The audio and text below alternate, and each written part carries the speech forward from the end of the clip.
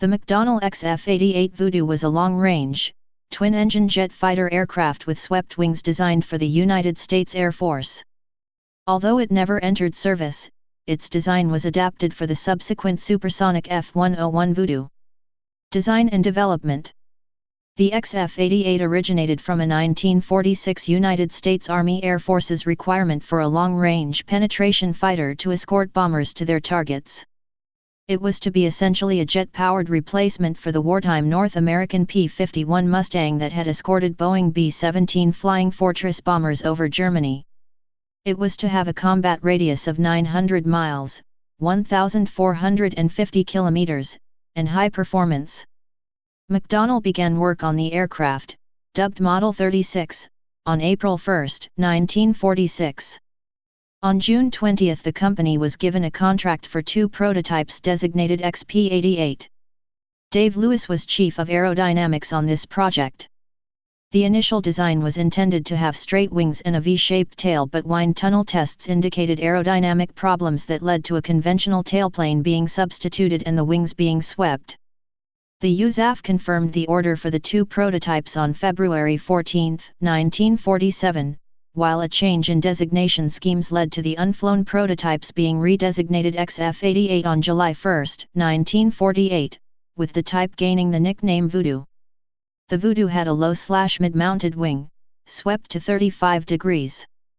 The 2 engines, specified as Westinghouse J34 turbojets, were in the lower fuselage, fed by air intakes in the wing roots and jet pipes beneath the rear fuselage.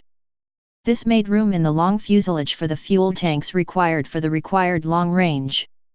The Voodoo's short nose had no radar, being intended to house an armament of 6 20mm, .79 in, M39 cannon, while the fighter's single pilot sat in a pressurized cockpit and was provided with an ejection seat.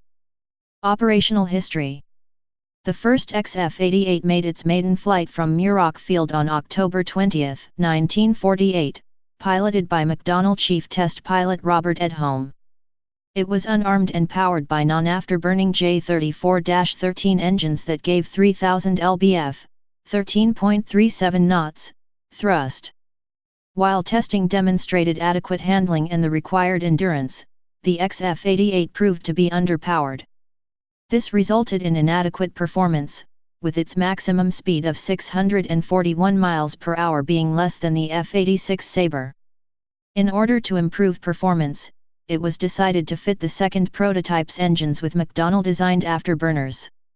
Thus modified, the engines became J3422S, giving 3,600 lbf, 16.05 knots, thrust. The second prototype, XF-88A, made its maiden flight on April 26, 1949, with the first prototype later modified to the same standard. The afterburners improved the Voodoo's performance, with the XF-88A reaching 700 miles per hour, 1,126 kilometers per hour, but at the expense of decreased range owing to increased fuel consumption. Despite this, the XF-88 was chosen against the Lockheed XF-90 and North American YF-93 for the U.S. Air Force's penetration fighter requirement, with planned production versions to use more powerful Westinghouse J46 engines. A 1948 order for 118 F-93s had been cancelled in 1949. Changes in Air Force priorities, together with a shortage of money, led the penetration fighter to be cancelled in August 1950. The first prototype was modified to XF-88B standard, with a nose-mounted Allison T-38 turboprop engine added to the turbojets. This was used for flight testing through 1956, and achieved speeds slightly exceeding Mach 1.0, the first propeller-equipped aircraft to do so. McDonnell also proposed a naval version of the XF-88, a 2-seat operational trainer and a reconnaissance variant, but none were built. Both prototypes were scrapped by 1958. Experience of the Korean War led the U.S. Air Force to reconsider its plans for penetration fighters and lead to a new specification for a long-range fighter, General Operational Requirement, GOR, 101 being issued in February 1951. A considerably enlarged version of the design was chosen to meet this requirement later that year, the revised design becoming the F-101 Voodoo, the first production version of which flew on September 29, 1954. Operators: United States. United States Air Force. Variants: XF-88. First prototype, powered by 3000 lbf, 13.38 knots, Westinghouse J34-13 engines. Unarmed. XF-88A. Second prototype, fitted with J34-22 engines with primitive afterburners. Later fitted with armament. First prototype also modified to this standard. XF-88B. Modification of first prototype with 2500 shop, 1865 kilowatts, Allison XT38 turboprop engine in nose, and retaining its jet engines. First flown April 14, 1953. Specifications: XF-88A. General characteristics. Crew: 1. Length: 54 feet 2 in, 16.51 m. Wingspan: 39 feet 8 in, 12.09 m. Height: 17 feet 3 in, 5.26 m.